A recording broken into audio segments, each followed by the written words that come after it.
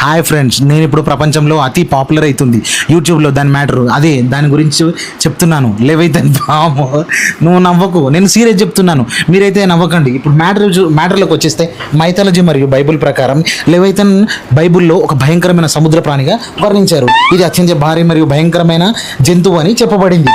మరియు కొన్ని కథల్లో లెవైథాన్ కొన్ని కిలోమీటర్ల పొడవైన సముద్ర రాక్షసంలా ఉంటుంది. ఇది జలదృశ్యాల్లో ప్రబలమైన శక్తిగా ఉంటుందని చెప్తున్నారు. ఇది చాలా పురాతన జీవి. ఇది 12 నుంచి 13 మిలియన్ల సంవత్సరాల క్రితం జీవించిన ఒక పురాతన తిమింగలం అన్నమాట.